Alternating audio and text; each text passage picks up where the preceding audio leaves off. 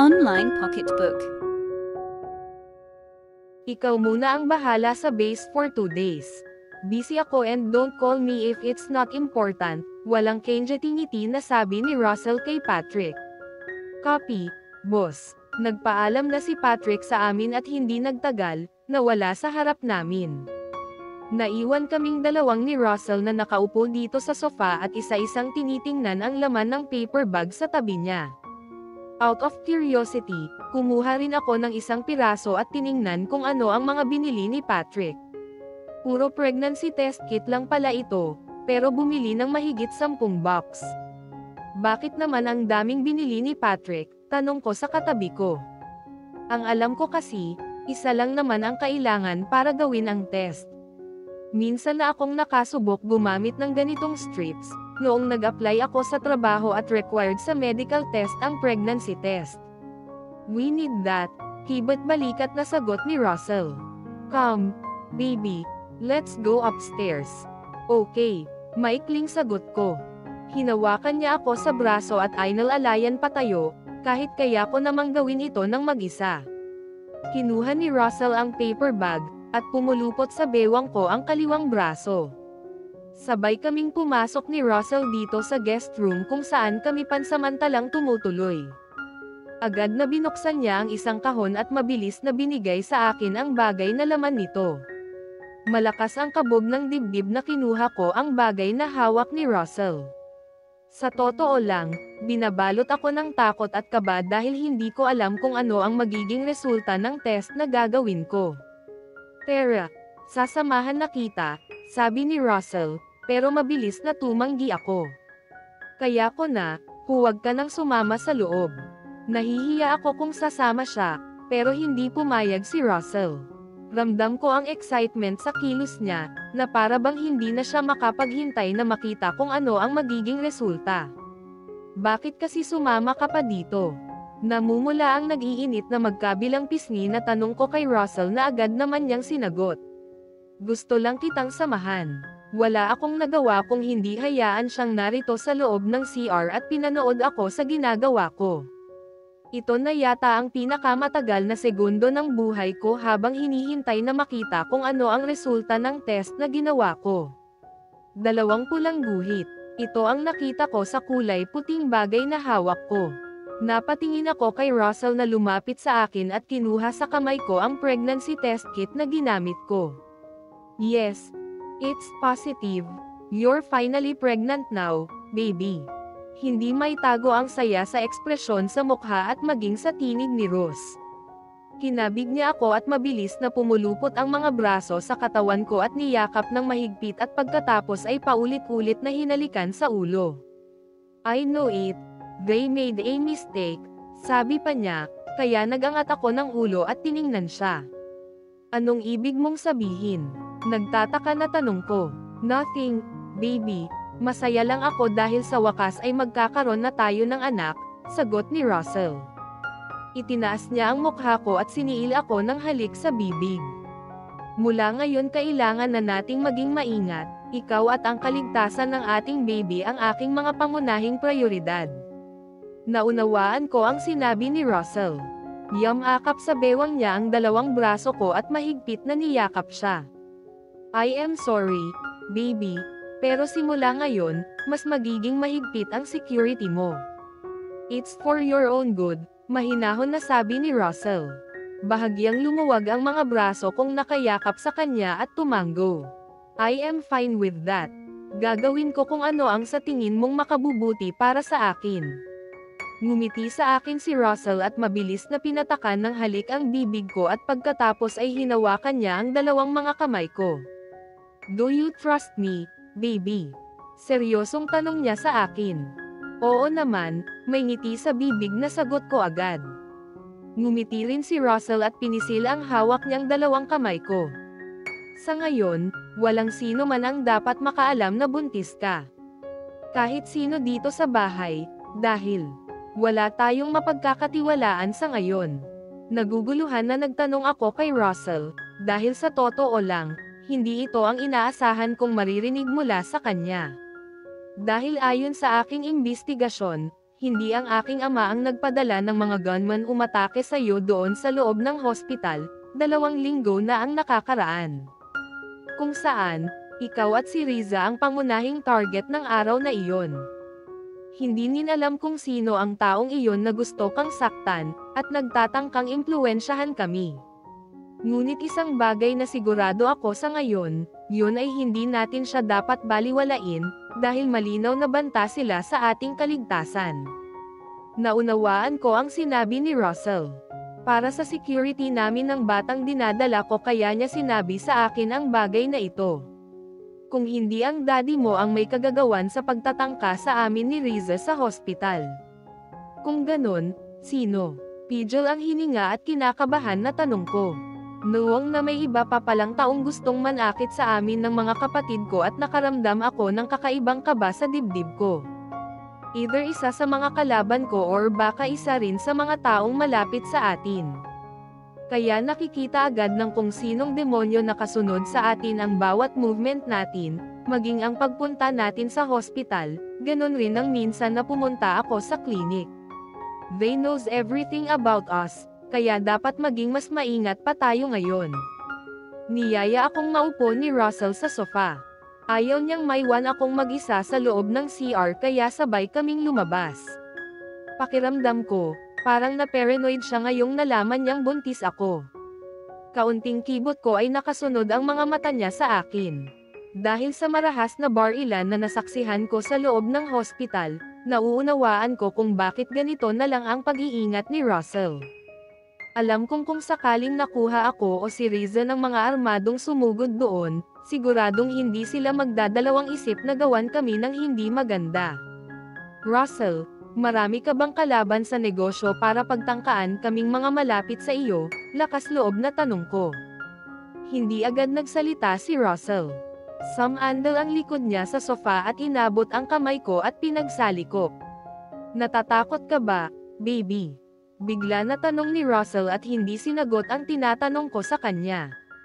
Sinagot ko ang tanong niya at walang pagdadalawang isip na sinabi ko ang totoong nararamdaman ko. Oo naman. Kahit sinong nasa kalagayan ko, matatakot talaga, lalo na at armado ang nakita kong mga lalaking pumunta sa hospital, tapos nagkabarilan pa doon. Masasanay ka rin, sagot ni Russell. Bumaling ako sa kanya at tinitigan ko si Russell sa mga mata. Hanggang ngayon, malinaw pa rin sa isip ko ang sinabi ni Tito Seb. Na dapat ay kilalanin ko siya. Kapag ginawa ko ito, mas maintindihan ko ang buhay na pinasok ko para sa kaligtasan ko. Bakit may pakiramdam ako na may dapat akong malaman tungkol sa iyo at sa pagkatao mo, Russell, mahinahon na sabi ko. Bumaling rin sa akin ang mukha ni Russell at ngumiti. Anong ibig mong sabihin, baby? Isang malalim na buntong hininga ang pinakawalan ko bago nagsalita. Sabihin mo nga sa akin ang totoo. Ano pa ba ang dapat kong malaman tungkol sa iyo?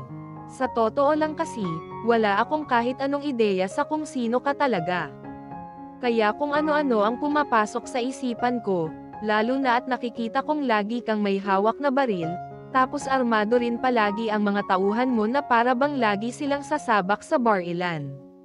Tinitigan ako ni Russell sa mga mata at matapos ang ilang segundo ay nagtanong siya. Ano ang gagawin mo kung nalaman mong hindi ako ordinaryong negosyante, kundi isang mafia leader? Napakurap ako. Mafia boss. Kunot ang noon na tanong ko. Tumanggo si Russell. Seryoso ang ekspresyon ng mukha niya. Habang pinagmamasdan ako at hinihintay kung ano ang magiging reaksyon ko sa tanong niya. Ano bang ginagawa mo? Illegal ba yan? I mean, parang katulad. Sa palabas na sangkot kayo sa mga malalaking krimen, sunod-sunod na tanong ko. No, magkaiba ang syndicate at mafia, baby, sagot ni Russell. Ako ang pinuno ng sarili kong mafia clan sa Russia. Ako ang tagapagmana ng isang malakas na family mafia bloodline. Na kinikilala hindi lamang sa isang underground mafia organization kundi legal din sa Moscow. Ang aking mga tauhan ay binubuo ng ilang libong armado at mahusay na sinanay na mga lalaki. Isa ako sa mga miyembro ng isang malaking organisasyon ng mafia sa buong mundo. At nagpapatakbo kami ng negosyo kamit ang aming awtoridad, koneksyon. At batay sa aming mga pakinabang. Sa haba ng paliwanag ni Russell, isa lang ang naunawaan ko at iyon ay ang tungkol sa organization daw at mafia clan ng pamilya niya sa Russia. Ibig sabihin, mga mafia boss rin ang mga kaibigan mo, maang natanong ko. Narinig ko kasing pinag-usapan nila ng mga kaibigan niya ang tungkol dito nang minsan pumunta dito sa bahay sina Vigor noon, kasama sina Dexter at Jared. Malinaw na natatandaan ko na tungkol sa isang organization ang pinag-usapan nila noon, pero dahil wala akong ideya tungkol sa bagay na ito ay hindi ko na lang pinansin. Yes, si Vigor ay may hawak na mas mataas na posisyon sa aming organization council, paliwanag ni Russell. Siya ay nagpapatakbo ng isang malaking organisasyon ng mafia dito sa Luzon, na siyang pinakamalaking grupo ng lahat ng mga mafia clans sa Pilipinas. Pinakaikinggan ko ang paliwanag ni Russell. Kaya pala ganon na lang kung magsalita si Vigor. Tama nga ang hinala ko na mataas ang estado ng posisyon niya sa uri ng kanyang pananalita, pero hindi ko inaasahan na leader pala siya ng mafia organization dito sa Asia, pati rin sa buong mundo. Canadian mafia boss daw si Dexter, at Australian mafia boss rin si Jared. May sarili silang mafia clan at branch. Lahat sila, mga members ng malaking mafia organization. Bukod pa daw dyan, may tinatawag pa silang council at si Vigor ang leader, at silang tatlong magkakaibigan ang aces na parang mga matataas na opisyal sa isang malaking grupo. Hindi maabot ng isip ko ang mga sinasabi ni Russell. Hindi ako exposed sa mafia world na sinasabi niya, pero isa lang ang sigurado ako at iyon ay mapanganib ang mundong ginagalawan niya at mga kaibigan niya. Kaya ba magaling at nag-aral humawak ng baril sina Camila, Lig at Aubrey? Dahil dyan, hindi nakatiis na tanong ko. Minsan nang napag-usapan kasi namin ng mga asawa ng kaibigan niya ang tungkol dito nang pumunta kami sa isla ni Jared at dumalo sa binyag ng kambal na anak nila. Yes, agad na sagot ng katabi ko. Ako lang pala ang hindi marunong gumamit ng baril, dahil hindi ako interested. Isa pa, mahina at takot ako, lalo na kapag tungkol sa karahasan na ang pinag-uusapan. Kapag nakikita kong may hawak na baril si Russell ay tinatalo ako ng labis na kaba noon. How much more, kapag dumating sa puntong kailangan ko palang humawak ng baril, para lamang ipagtanggol ang sarili ko. Pakiramdam ko, ngayon pa lang, hindi ko na kaya. Gusto mo bang turuan kita? Tanong ni Russell, pero agad na umiling ang ulo ko bilang sagot. Well, pabor sa akin iyan. Ayaw kong matulad kay Jared na binaril ni Camila, nakangiting sagot ni Russell, kaya natawa ako. Ang tapang mo kapag nagagalit ka. Paano pa kaya kapag may hawak ka ng baril? Kinurot ko sa braso si Russell. As if naman natakot ka sa akin, mahaba ang nguso at napairap na sagot ko, pero agad sinagot ni Russell. Of course, isn't it obvious? Napangiti ako. Ang babaw rin talaga kasi ng kaligayahan ko. Simpleng usapan lang namin gaya ngayon ay kinikilig na ako. Huwag mo na akong bolahin, Russell. As if naman, totoo yan, kunwari ay hindi naniniwala na sagot ko, kahit deep inside of me, ang bilis ng tibok ng puso ko. Dapat alam mo na sa ngayon na hindi ako nagsisinungaling. Pagdating sa kung ano talaga ang nararamdaman ko sa'yo, baby, seryoso ang tinig na sabi ni Russell. Lalo lamang bumilis ang tibok ng puso ko, ganon rin ang paghinga ko. Napatitig tuloy ako kay Russell, nang ngumiti sa akin at marahang pinisil ang hawak na kamay ko. Pakiramdam ko, nakalutang ako sa alapaap dahil sa kakaibang emosyon na nararamdaman ko sa mga oras na ito. Ganito pala kapag in love. Masaya ako. Maganda ang lahat ng nakikita ko at kahit red flag sa akin ang uri ng buhay na meron si Russell ay binaliwala ko. Pakiramdam ko, kahit wala akong alam sa sinasabi niyang nagulo at mapanganib na mafia world na ginagalawan niya ay handa akong samahan siya. Handa akong isugal ang lahat, basta't kasama ko siya. Ayos na sa akin na ganito kami, dahil mas malinaw na ang relasyon na meron kami ni Russell. May itatanong pala ako. Bigla ay naisip kong sabihin kay Russell. About what, baby? Malambig na tanong ng katabi ko. Sabi mo, kasal na tayo at legally, mag-asawa tayo, panimulang sabi ko. Yes, narinig kong sagot ni Russell. So, mag-asawa na talaga tayo? Lakas loob na tanong ko. Of course, baby. Matagal na, tila nagpipigil na huwag mapangiti na sagot ni Russell sa tanong ko. Hinampas ko siya sa braso at nakasimangot na inirapan. Ang dayo mo, ikaw lang ang may alam na kasal na tayo. I am sorry, baby. Hindi kita kayang bitawan pagkatapos ng unang gabi nating magkasama. Ako ay lubos na nabighani sa'yo, alam kong makasarili ako sa ginawa ko sa'yo. Ngunit nasisiguro ako na magiging mabuting asawa ako sa'yo. Namasa ang mga mata ko, dahil sa halo-halong emosyon na nararamdaman ko. Wala akong nasabi sa mga oras na ito, dahil naging speechless talaga ako pagkatapos kong marinig ang mga sinabi ni Russell. Di hindi ka naman babae ngayon? Napasigok na tanong ko, dahilan para marinig kong nagmura si Russell. Huwag ka na mag-isip ng ganyan. Simula nang may nangyari sa atin sa kama ko, hindi na ako tumitingin sa kahit sinong babae sa paligid ko, baby. Kaya ka maraming babae, kasi magaling kang mambola, naluluhang sabi ko. Hindi totoo yan, baby. I never say any sweet words to any woman who spreads their legs in front of me. Napasimangot ako dahil sa narinig ko. Ano pala ha, binayaran mo sila para ikama mo, gaya sa akin. Nakita ko kung paano nangunot ang noo ni Russell sabay iling. Hindi ako kadalasang bumibili ng babae para sa kasiyahan, kusang loob silang lumapit sa akin, inaakit ako, at kusang loob na ibinuka ang kanilang mga paa para pasyahin ako. Nahampa ko na naman sa braso si Russell, sabay kurot sa kanya. Kadiri ka, ang dami mo ng babaeng naikama. Ang nakakainis, nginisihan lang niya ako na para bang natutuwa siyang pinagyayabang sa akin ngayon na marami na siyang babaeng naikama at natikman. Mayaman ako, makapangyarihan, at isang kilalang bilyonaryo sa mundo ng negosyo. Maraming babae ang handang gawin ang lahat para matrap ako gamit ang katawan nila. Handa silang gawin ang lahat para lang makasama ako, nagyayabang na paliwanag ni Russell. Tiningnan ko siya mula ulo hanggang para. Nakataas pa ang kanang kilay ko habang lukot ang mukha at nakangiwi sa kanya. Mabuti pa si Dexter, kahit guwapo, hindi babaero, inis na sabi ko. Dati pa yon, baby. Hindi na ngayon, napalunok na sagot ni Russell. Inirapan ko siya at gigil na hinampas ulit sa braso.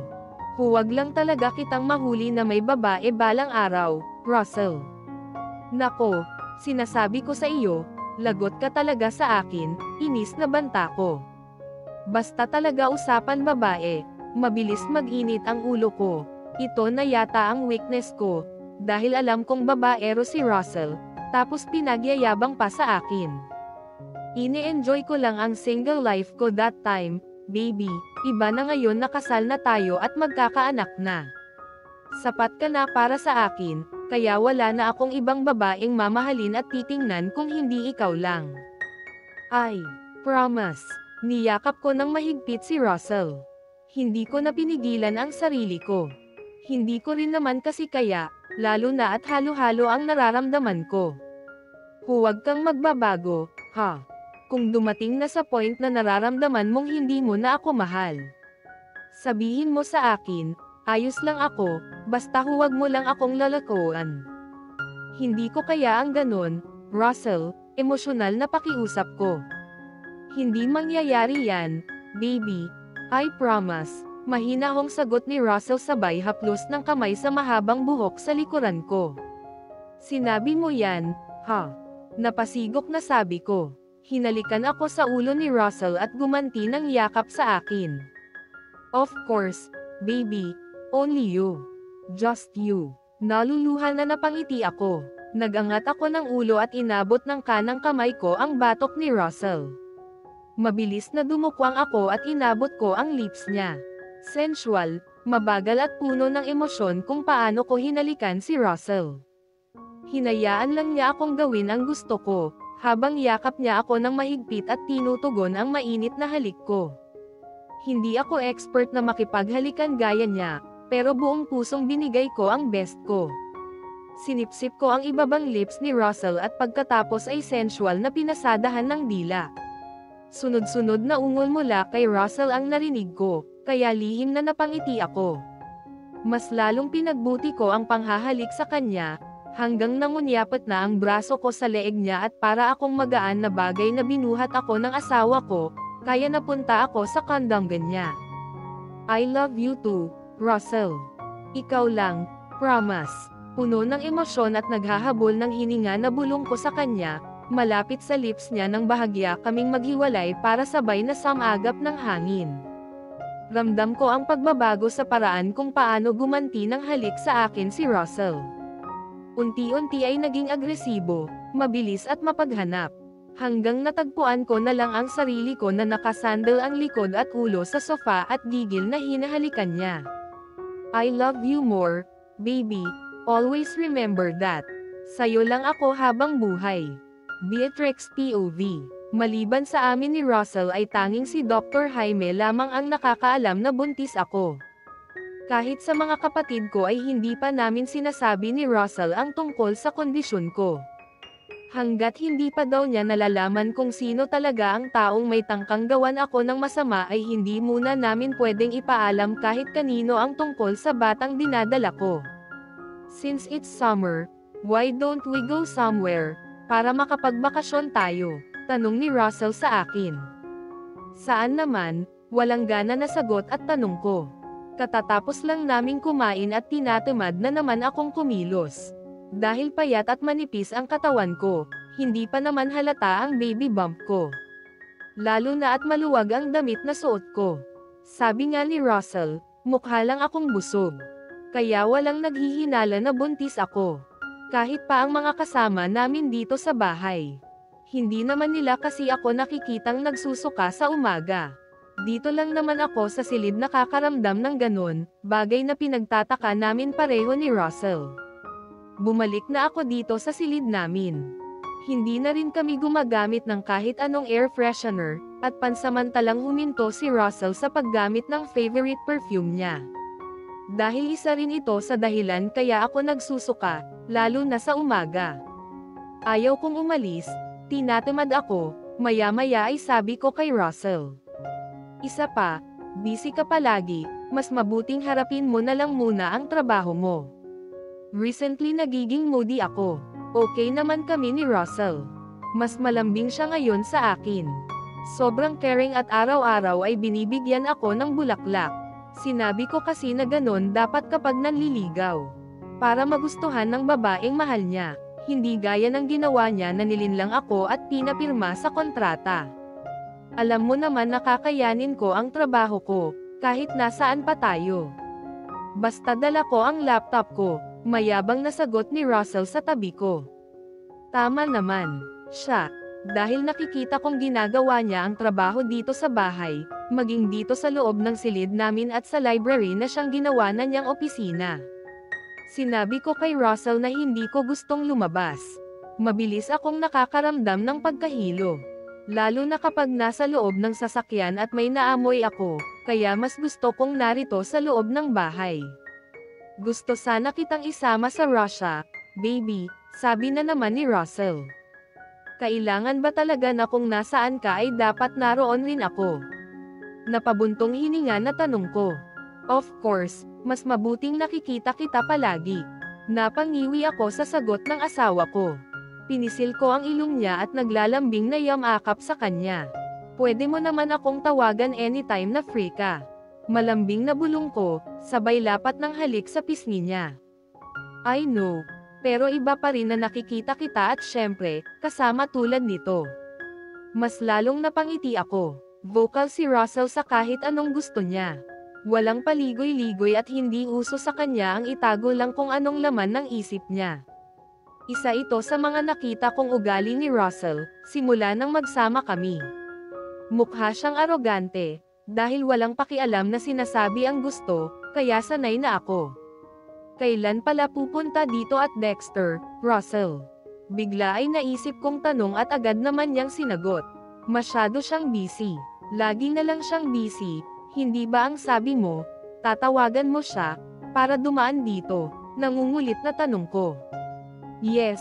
Pero ang sabi niya, hindi siya makakapunta, baby. Sana maintindihan mo, kakapanganak lang ni Aubrey ng baby nila, hindi rin niya kayang iwan ang asawa niya. Mahinahon na paliwanag ni Russell. Si Jared at Vigor na lang papuntahin natin dito, sabi ni Russell, pero umiling ako. Ayaw ko, walang kahit na sino sa kanila ang pupunta dito, kung hindi rin lang kasama si Dexter, inis na sagot ko. Mukhang napansin ni Russell ang biglang pagbabago sa mood ko, kaya hindi siya nakatiis. Wait, let me call him. Spoiled na yata ako sa asawa ko. Lalo na at alam kong hindi niya ako matitiis. Natuwa ako nang makita kong inabot ni Russell ang cellphone at tinawagan ang kaibigan. Naka-loudspeaker naman ang cellphone niya kaya excited akong sagutin ni Dexter ang tawag ng asawa ko. Siya talaga ang pinaglilihian ko ngayon. Alam ito ni Russell, kaya wala siyang magawa, kapag gaya ngayon na nangungulit ako. Bakit mo ako tinatawagan ng ganitong oras, Russell? Narinig kong iritableng tanong ni Dexter sa asawa ko mula sa kabilang linya pero tuwang-tuwa ako. Hi Dexter, it's me, Beatrix, malakas na sabi ko. Hindi na nga nakapagsalita si Russell. Nauna na akong kumausap sa kaibigan niya, kaya hinayaan na lang ako. Hi, Beatrix, what's up? Tanong ni Dexter. Lalo akong napangiti dahil hindi na masungit ngayon si Dexter. Please, can you help me buy wanted me? I am hungry, mabilis na tanong ko. Now, tanong agad ni Dexter. Yes, mabilis na sagot ko. Nasaan si Russell? Maybe he can buy for you. Hindi. Ayaw kong si Russell ang bumili niyan. Hindi masarap. Ikaw na lang. Sige na, please. Nangungulit na pakiusap ko. Bigla ay natatakam akong kumain ng mainit na noodles. Kanina naman, hindi ko iniisip ang tungkol dito, pero biglang nagbago ang mood ko. Ngayong kausap ko na si Dexter. Wait, let me talk to your husband, sabi ni Dexter, kaya wala akong choice kung hindi ibigay kay Russell ang phone niya. You heard my wife, Dexter. Agad na sabi ni Russell, na akala mo ay may utang ang kausap kaya masungit. Why don't you go out and buy her food? Narinig kong tanong ni Dexter. Mukhang masama ang mood niya at masungit ngayon. Shut up, Dexter. Nang humingi si Aubrey ng bayabas, ipinadala ko ang mga tauhan ko upang hanapin ang prutas na iyon sa Malaysia. Ngayon na ang oras para magbayad ka. Gusto ng asawa ko ang pansit na iyon, at gusto niya ito ng mainit pa. Tuloy-tuloy na sabi ni Russell sa kaibigan. Saan? Ako maghahanap ng pansit ng ganitong oras. Tila na memorable man na tanong ni Dexter. Gustong-gusto ko kapag ganitong naiinis siya. Gusto ko rin na makita ang mukha niya at pisil-pisilin mamaya kapag dumating na siya. Kumilos ka na at hanapin mo, Dexter. Tandaan mo, nagbayad ako ng milyon-milyon para lang sa ilang piraso ng bayabas na yon. Sabi ni Russell kay Dexter kaya nanlaki ang mga mata ko. Nagtataka ako kung gaano ba kasarap ang bayabas na binili nila sa Malaysia at milyon daw ang binayaran ni Russell. Kaya hindi makapagreklamo ngayon si Dexter. Okay, hindi mo kailangan ipaalala sa akin kung paano mo nakuha ang bayabas na iyon, dahil ang naaalala ko ay wala kang ginawa maliban sa pag-utos sa iyong mga tauhan para makuha ang prutas na iyon. Parang batang nagsumbatan na ang dalawa, kaya hindi ako nakatiis at sumabat na ako sa usapan nila. Hoy, Dexter, kapag hindi ka bumili ng wanted me ngayon, huwag ka nang pupunta dito sa bahay namin kahit kailan. Malakas na banta ko. Naiinis na ako. Lalo na at nakangisi pa si Russell na para bang natutuwa sa akin dahil sa sinabi ko. Ilang minuto na silang nagtatalo, kaya hindi na ako nakatiis. Ikaw rin, hindi ka matutulog dito sa room natin kasama ko, kung hindi bibili si Dexter ng wanted me at pupunta dito ngayon. Nang laki ang mga mata ni Russell at malakas na napamura. Sinimangutan ko siya at pinagsalikop ang mga braso sa tapat ng dibdib ko. Pero lalo lamang akong nainas nang makita kong nakatingin ang mga mata ng asawa ko sa naka-exposed na bahagi ng katawan ko. Alam ko ang tumatakbo sa isip niya. Lalo na at nababasa ko ito sa ekspresyon ng mukha ni Russell. Kaya inirapan ko siya. Inayos ko ang damit pantulog na suot ko, bago tumayo at mabilis na naglakad papunta sa kama. Narinig ko pang sinabi ni Russell kay Dexter na bilisan umano ng kaibigan niyang bumili ng pagkain na gusto ko at pumunta agad dito, dahil kung hindi, pati daw siya damay sa parusa ko. Sa totoo lang, hindi ako inaantok. Hindi naman ako nagugutom. Pero hindi na naman ako mapakali dahil natatakam ako sa pagkaing naisip ko. Dahan-daang lumapit si Russell sa akin at ngumiti ng tingnan ko. Don't worry, baby. Makukuha mo ang iyong pansit, darating siya mamaya. Napangiti ako sa narinig ko. Alam kong hindi ako matitiis ni Russell, pero natutuwa akong naiinis si Dexter, pero pupunta rin dito. Si Dexter talaga ang mainit ngayon sa mga mata ko. Gustong-gusto kong nakikitang salubong ang mga kilay niya at nakasimangot sa harap ko. Maya't-maya ko tuloy kong kulitin si Russell, kaya malimit ay tinatawagan naman niya ang kaibigan. Alam na ngayon ni Dexter na buntis ako. Narinig ko kaninang sinabi ni Russell sa kaibigan na naglilihi ako at kung ano-ano ang gusto kong pagkaing ipabili sa kanya. Ito ang narinig kong pinag-usapan nilang magkaibigan. Kaya napilit ni Russell na personal na lumabas si Dexter, para ibili ako ng wonton mee at dalhin dito sa bahay. Happy now? Tanong ni Russell nang makitang abot hanggang tenga ang ngiti ko. Oo naman, alam kong hindi mo ako matitiis, confident na sagot ko. Nakita kong napailing si Russell at umupo sa gilid ng kama. Ayaw kong nakikita ka na nakukuha ni Dexter ang atensyon mo, at baka maging kamukha niya ang baby natin. Nakasimangot na sabi ng asawa ko sa akin. Alam kong ayaw niya sa nangyayari. Pero gaya ko, wala rin siyang magawa para pagbawalan ako. Hindi ko naman siya gusto. Natutuwa lang ako sa kanya, parang batang sagot ko. Nahihiya na ako kay Russell.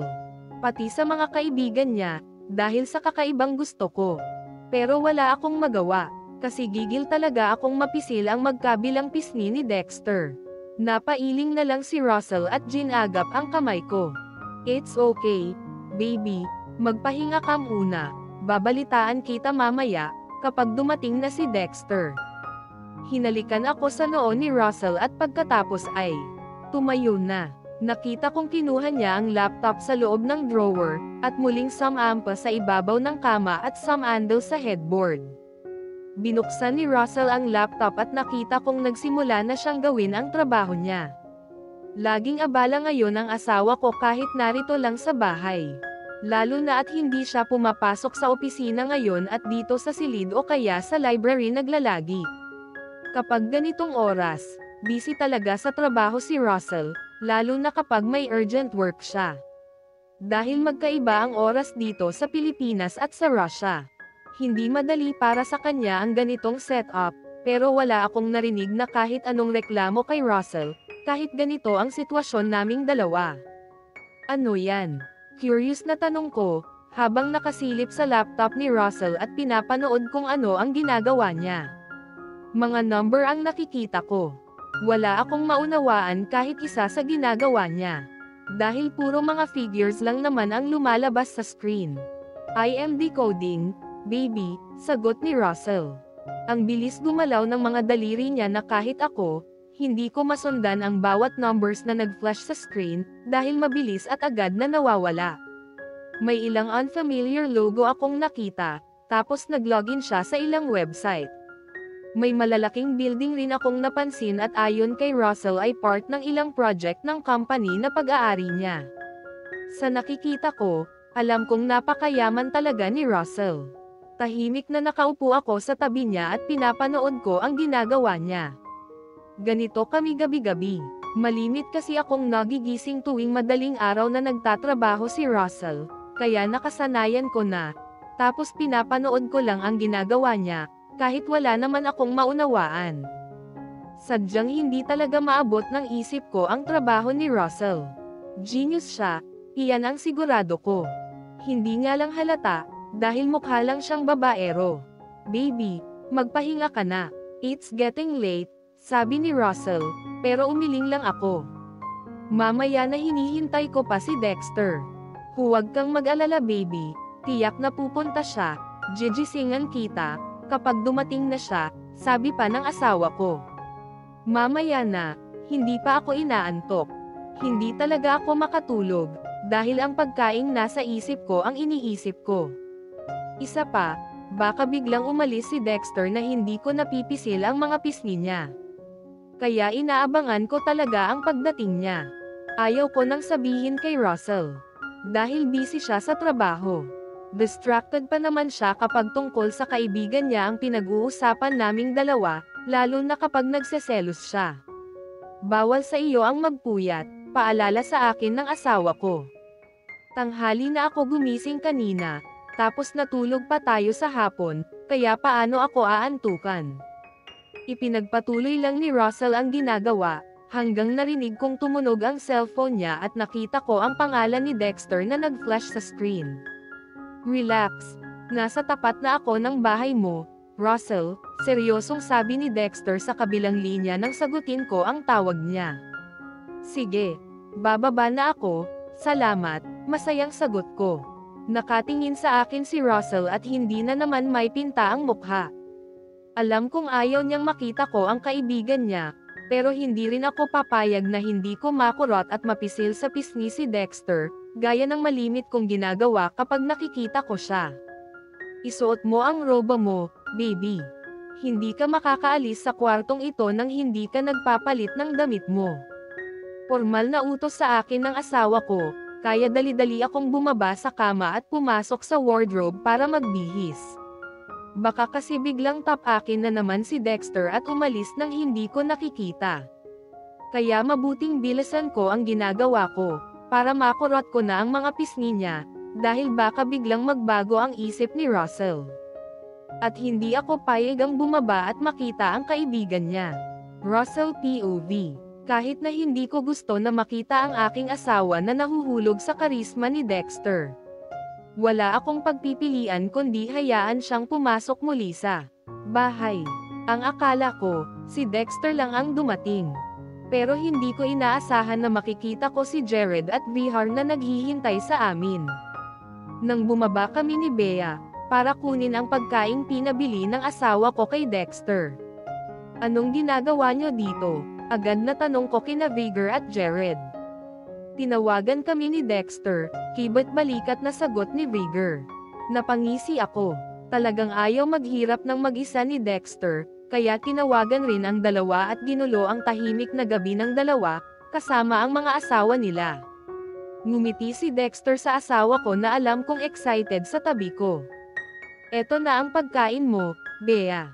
Enjoy, sabi ni Dexter na inabot sa asawa ko ang dalang pagkain. Kumukulo talaga ang dugo ko, kapag nakikita kong nakangiti at nakatingin kay Dexter ang asawa ko. Malaking banta talaga sa buhay may asawa itong si Dexter. Pero wala akong magawa kung hindi hayaan si Bea, dahil ayaw kong mag-away kaming dalawa kapag nagalit na naman siya. Dexter, pakurot naman, sabi ni Bea. Ang bilis ng kilos ng kamay ng asawa ko. Hindi pa nakakasagot si Dexter, parang bata na mabilis na pinisil ni Bea ang pisngi ng napahiyaw na kaibigan ko. Ang cute-cute mo talaga, nanggigigil na sabi ni Bea, habang mahigpit na pisil ang pisngi ni Dexter. Ouch! Alam kong gwapo ako Beatrix, pero please stop na, masyado nang masakit. Nakangiwing pakiusap ni Dexter. Akala ko kaaawaan siya ng asawa ko at pakakawalan na siya. Pero umangat pa ang isang kamay at pinisil rin ang kaliwang pisngi ni Dexter. Sige pa, Bea, lakasan mo pa. Ayos lang yan si Dexter, nakangisi at natutuwang sulsol pa ni Jared. Yes, he deserves that. Gwapo kasi, natawang sabi rin ni Vigor. Pulang-pula ang mukha ni Dexter. I am pretty sure na talagang masakit ang ginawang pagpisil ni Bea sa magkabilang pisngi niya, Lalo na at mabigat ang kamay ng asawa ko. Mabuti na lang at wala akong narinig na kahit anong reklamo mula kay Dexter. Si Avery lang pala ang katapat ng kay-abangan niya, kaya ayos na akong nakitang nagtitiis siya sa kamay ng asawa ko. Thank you, Dexter, masaya at nakangiting sabi ng asawa ko. Mukhang satisfied na siya, dahil binitiwan na ang pisngi ni Dexter at inabot ang paper bag na may lamang pagkain para sa kanya. Kumain ka muna, baby, habang mainit pa yan, sabi ko sa asawa ko. Ngumiti siya sa akin at tinanong ako. Sige, gusto mo ba? No, I am not hungry. Enjoy. Malambing na sagot ko. Wala akong pakialam kahit kasama namin dito sa receiving area ang mga kaibigan ko. Alam kong bukod sa nakikinig sila sa usapan namin ng asawa ko ay parang mga tambay at chismoso rin sa kanto na pinagmasdan at pinapanood kaming dalawa. Finally, she's done. Tila nakahinga ng maluwag na sabi ni Dexter. Perks of being handsome. Natawa sina Vigor at Jared sa kay-abangan ng kaibigan namin, pero hindi ako. Parang gusto kong tawagin ulit si Bea, para dito kumain. Sabay na sinaman namin ng tingin ni Dexter si Jared, dahil ayaw kong bumalik dito ang asawa ko. Tapos makikita kong natutuwang. Nakatingin parati kay Dexter. Sinundan ko ng tingin ang bawat hakbang ng papalayong asawa ko. Pupunta siya sa kitchen para kumain ng pagkaing dala ni Dexter. Baka matuno ang asawa mo, pabirong sabi ni Jared na nagsisimula na namang maging maingay. Hating gabi na, at hindi ko inaasahan na makikita kayong dalawa dito, sabi ko sa kanila ni Vigor. Ito kasing si Dexter, ang sabi, samahan daw namin siyang mahanap ng pagkaing gusto ni Beatrix, sagot agad ni Jared. Hindi pwedeng ako lang ang maghirap. Diba? One for all for one tayo. Nakangising tanong ni Dexter. Hindi naman naghirap si Russell. Tayo lang, sagot agad ni Vigor. Naghirap rin ako, pinagpawisan nga ako, pilyong sagot ko. Hindi ko tuloy naiwasan ang mabilis na kamao ni Vigor na tumama sa balikat ko. Kaya ka napapahamak, dahil dyan sa kalibugan mo, Russell, natawang sabi nito. Mabilis na. Tumingin ako sa pintuan papunta sa dining room. Shut up, Vigor, baka marinig ka ng asawa ko. Sensitive masyado ngayon si Bea sa mga nakikita at naririnig niya. Gusto mo bang Ivan kita dito sa bahay ko? Nginisihan lang ako ng mga kaibigan ko. So, is it confirmed na buntis na nga ang asawa mo? Tanong ni Jared. Yes, proud na sagot ko. Finally, congratulations, man, natutuwang sabi ni Jared. Tahimik naman si Dexter, ganun rin si Vigor. Hindi na ako nagtataka kung bakit alam na ng dalawang kaibigan ko ang tungkol sa pagbubuntis ni Bea, dahil sigurado akong sinabi na ni Dexter sa kanila kanina, kaya sila narito. Don't you think na hindi lang basta nagkamali ang klinik na pinuntahan mo, maging ang hospital kung saan kayo nagpa-fertility test ni Beatrix? Tanong ni Vigor. Alam ng mga kaibigan ko ang tungkol dito dahil sinabi ko sa kanila noong mga panahong frustrated ako at nakipag-away sa bar, ito ang time na hinatid nila ako dito sa bahay. Tinawagan sila ni Patrick dahil ayaw kong umuwi at naglasing ako. Alam nila na naghahanap ako ng pangalawang opinyon, kaya nga naghanap ako ng isa pang private clinic at nagpa-test, pero isa lang ang lumabas na results. At katulad ito ng resulta na natanggap ko mula sa hospital. What if, hindi ka pala talaga pwedeng magkaanak at hindi ikaw ang ama ng batang dinadala ng asawa mo, Russell? Narinig kong tanong ni Dexter kaya natigilan ako.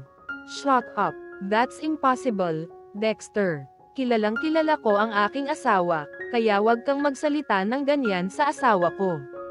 Pikan na sagot ko. Talagang umiinit ang ulo ko dito kay Dexter. Kaunti na lang talaga, palalayasin ko na naman siya dito sa bahay. Nang aasar pa nang inisihan ako ng gago, bago nagsalita, nagbibiro lang ako, Russell. Of course, alam ko, kung paano mo binakuran ang asawa mo. Pikan na tinapunan ko siya ng masamang tingin bago nagsalita, dahil talagang nag-iinit ang ulo ko nang dahil kay Dexter. Hindi lang naman ako, pati rin naman ikaw sa asawa mo, kaya pareho lang tayo. Natawa naman si Jared sa sinabi ko, pero natigil nang sabihin ni Vigor na kasama rin daw ang kaibigan namin na obsessed sa asawa niya, kaya huwag tumawa, dahil 10 taon nga naman niyang binakuran si Camila. Madaling araw na nang umalis ang mga kaibigan ko. Tulog na si Bea nang pumasok ako sa silid namin.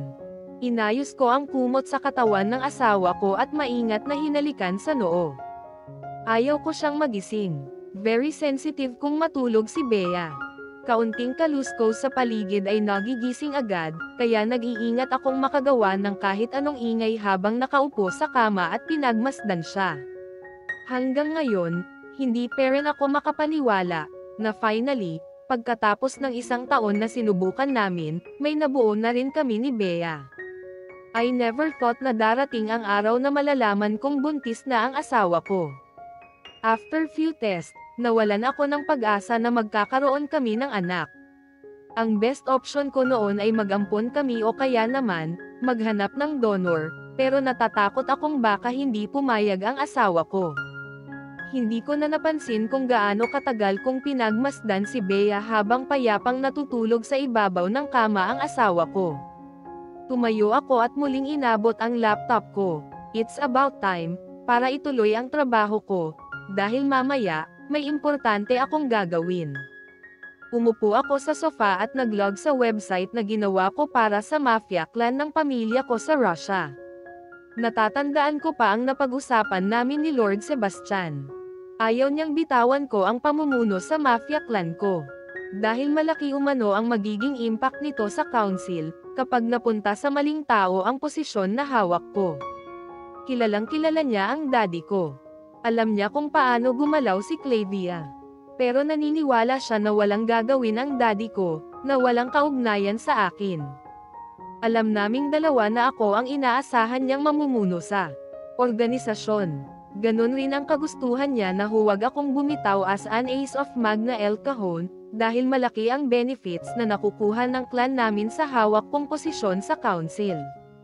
Habang tulog si Bea, hinak ko ang CCTV camera sa klinik na pinuntahan ko. Gusto kong malaman kung honest mistake nga lang ba ang naging resulta ng fertility test na pinagawa ko. I am not going to accept those ridiculous test results. If I didn't trust my precious wife, it would almost destroy our marriage. Babalikan ko, maging ang hospital kung saan kami nagpa-test ni Bea at aalamin ko, kung may tao bang nasa likod ng magkaparehong results na natanggap ko. Matapos isa-isahin ang mga footage 2 days before and after na nagpasuri ako sa klinik ay minabuti kong mahiga muna at matulog kahit saglit. Tapos na rin naman ako sa trabaho ko. I already give an approval para ituloy ang construction ng bagong building na pinatatayo ng kumpanya ko sa Moscow. I am expanding my business globally. Isang 5-star hotel and casino sa isang isla ang ginagawa ngayon under my name and giant corporation. I built a tourist resort there with a captivating design, na ako mismo ang nagbigay ng ideya, based na rin sa lugar. It's a tourist attraction, theme park, and resort. I built a skyscraper building sa taas ng bundok. With high-quality materials and equipment. It's not accessible by land, dahil puro ito kabundukan at nasa taas ng pinakamataas na bundok, kaya kitang-kita ang buong lungsod. So far, all of the visitors there can reach the resort by traveling via cable car or with a private helicopter. I want to preserve the mountains, kaya ayaw kong ipahukay para lakihan ang kalsada. Two-way road lang ang access doon ng mga tauhan ko, kapag maghahatid sila ng supply at mga kailangan sa resort. Which is, hindi kayang may hatid doon via cable car. Good morning. Malambig na tinig ng asawa ko ang gumising sa akin. Napangiti ako nang naramdaman kong pumulupot ang braso ni Bea sa katawan ko at niyakap ako, sabay lapat ng halik sa pisngi ko. Good morning indeed. Ang sarap sa pakiramdam na kahit minsan, hindi ko naranasan noon sa kahit na sinong babaeng nakasama ko sa kama. Dahil agad na iniiwan ko sila kapag tapos na kaming magtabi sa kama. I never allowed any woman to sleep with me in my bed. Si Bea lang ang nakagawa noon at hinayaan kong manatili sa buhay ko. Good morning, baby. Nakapikit at paus pa ang tinig na bulong at bati ko sa asawa ko. Sabi mo, aalis ka today. It's past 9 o'clock na, Russell, malamyos ang tinig na sabi sa akin ni Bea. Yes, mamaya na. Kinabig ko ang asawa ko at hinapit pasiksik sa katawan ko. Natutuwa ako sa ginhawang nararamdaman ko sa tuwing nakahiga ang aking asawa sa tabi ko, niyayakap at hinahalikan ko. Ready na rin ang breakfast, mahinang sabi ng asawa ko. Hinayaan ko ang mahinang helanghing at niyakap ko ang nang mahigpit ang asawa ko. Hindi ako nagmulat ng mga mata at nanatiling nakapikit, habang ninanamnam ang matamis na sandaling ito kasama ang aking asawa. I love you, baby. Matamis kong bulong malapit sa tenga niya. I love you too, hubby, sagot ng asawa ko, na nagpatbok ng puso ko dahil sa saya. Nagangat ng mukha si Bea at tinanong ako, anong oras ka natulog kanina? Around 4 I guess, inaantok pa na sagot ko. Ang malambot na kamay ng aking asawa ay humahaplos sa aking mukha at pagkatapos ay kinurot ang dulo ng aking ilong. Alam kong nakatingin siya sa akin ngayon, kaya kahit inaantok pa ay nagmulat ako ng mga mata at hinalikan siya agad sa noo. Lagi ka na lang nagpupuyat recently. Kailangan mo rin matulog ng maayos sa gabi, paano kung magkasakit ka? Don't worry, okay lang ako. Sanay na ako dito, baby. May ngiti sa bibig na sagot ko. Sinong mag-aakala na ang simpleng kilos nito ng aking asawa ay magpaparamdam sa akin na ako Anvi. Kanyan Vihari, mabait siya at sweet. Alam kong magiging mabuting nanay siya sa aming anak. At tiwala akong magtatagal kami habang buhay. Dahil alam kong mabuting tao ang asawa ko.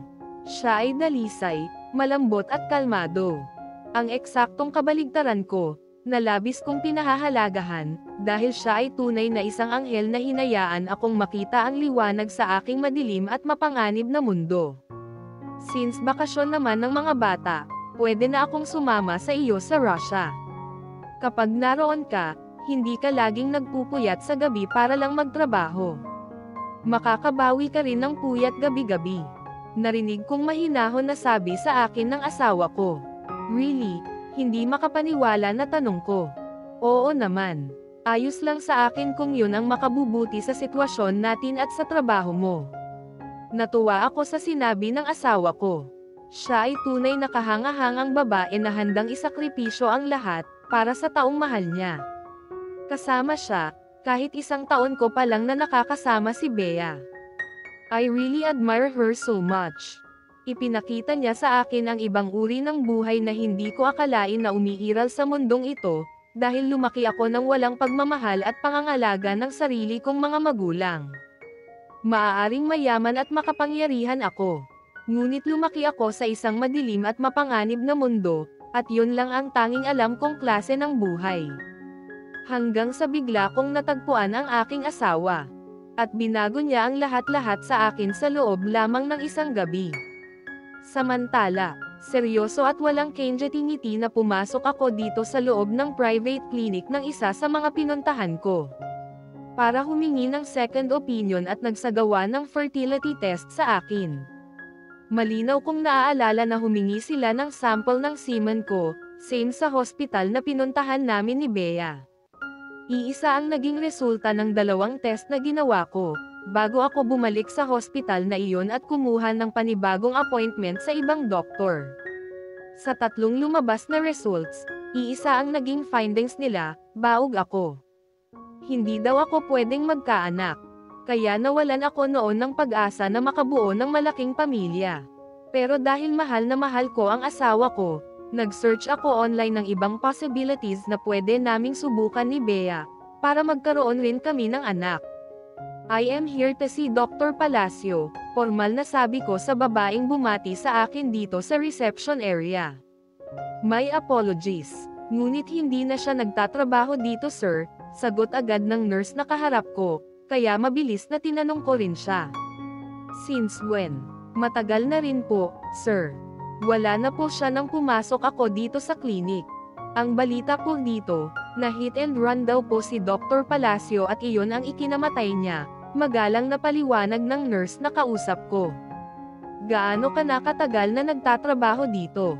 Kunot ang noo na tanong ko, at mabilis na sinagot naman agad ng babaeng kaharap ko. Mahigit 1 buwan na po, sir. Napailing na lang ako. Wala na pala dito ang taong pakay ko. Pero 100%, hindi pwedeng wala dito ang record ng medical test na ginawa sa akin, kaya sinabi ko ito sa nurse na kausap ko na gusto kong makakuha ng kopya. Kahit wala na ang taong pakay ko, hindi nagtatapos dito ang lahat. Dahil hindi ako aalis dito hanggat hindi ko dala ang documents na kailangan ko. Gusto kong makakuha ng kopya ng infertility test na pinagawa ko dito kay Dr. Palacio. Please sit down, sir. Mag-request lang po muna ako sa record department, sagot ng kausap ko.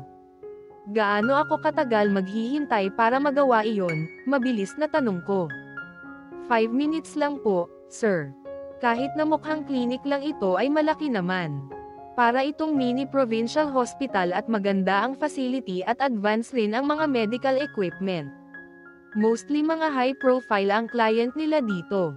Mas convenient kasi, lalo na mabilis ang proseso. Tahimik na umupo ako sa visitor's chair.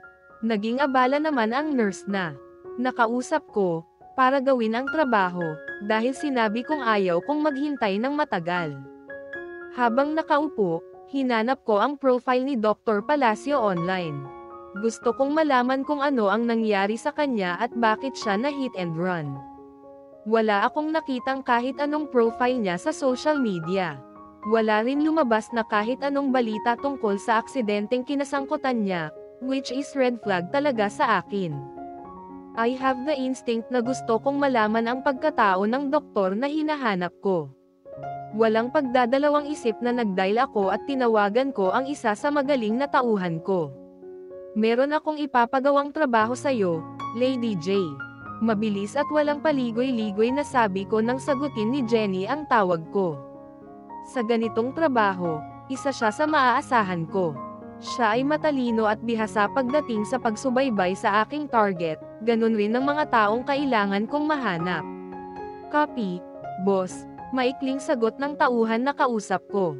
Kailangan ko ng resulta sa loob ng 24 hours, formal na sabi ko pa. Tignan mo ang iyong email, ipinadala ko na ang kanyang impormasyon. Noted, boss, consider it done, sagot agad ni Jenny. Ibinaba ko na ang hawak na cellphone ko at pinutol ang tawag. Alam kong tiyak na ibibigay niya sa akin ang mga resulta na gusto ko bago matapos ang maghapon na ito, kaya hihintayin ko na lang ang update niya. Mr. Russell. Pagbati sa akin ng isang matangkad na lalaking nakaputi at sa tingin ko ay doktor na lumapit sa kinauupuan ko. Who are you? Walang kenjetingiti na tanong ko. Isa ako sa mga bagong doktor dito, sagot ng kaharap ko. Dr. Jeric Del Rosario. Hindi ko inabot ang kamay na inilahad ng doktor na kaharap ko. I don't have any appointment with him, kaya walang dahilan para lapitan niya ako at kausapin. I am sorry, sabi ng kaharap ko. Sinubukan kong hanapin ang iyong fertility test record dito sa amin, ngunit wala akong mahanap kahit na anumang file tungkol sa test na pinagawa mo. Hindi ko nagustuhan ang narinig ko. Tiningnan ko siya ng diretso sa mata at binigyan siya ng nakakamatay na babala na hindi ko gusto ang mga salitang sinabi niya. Ano ang ibig mong sabihin? Wala akong anumang record sa klinik na ito, at nawala mo ang mga resulta ng test na ginawa sa akin ng isa sa iyong mga doktor. Madilim ang mukha na tanong ko.